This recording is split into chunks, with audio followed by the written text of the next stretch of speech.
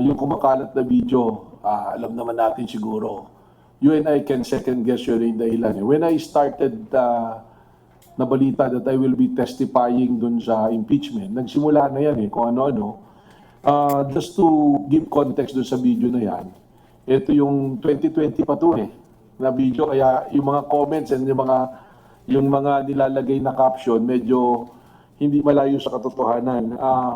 If you will really listen to the context ng usapan niya ng magkaibigan kami niyan nung subject na sinasabi, si Mer Sabio, kaibigan ko yan. Nung time na yan, that is, yung pinag-awayan dyan is political. But at that time, my wife is pregnant. I think that will be on his third trimester. That was December 2020 nung nangyari. So, but before that, every month my wife will go to ER kasi medyo delikado yung pagbubuntis niya. So I received a call from her na meron siyang nabasa na post nitong kaibigan ko. So sabi niya, baka pwede pagsabihan. Yung outburst ko talaga, tinawagan ko si Mel, tapos nagsalita ako ng mga ganun. But that was a private conversation. That is supposed to be between the two of us. Na magkaibigan. In fact, okay naman after few weeks, we patch up our things, nagkasundo kami ni Mel.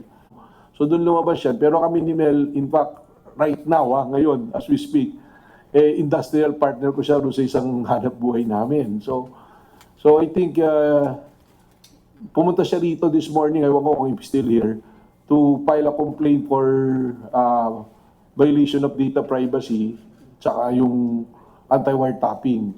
Kasi nung naman nagkaayos kami, pinalagpas ko na yung pwede ko ikaso. At the same vein, siya rin, pinalagpas na. So I'm just surprised na lumalabas ngayon. Actually, I'm not surprised. Nilalabas ngayon na ini-equate dun sa ganun. No? But it happened. I will not deny na nangyari yun, but that was 2020.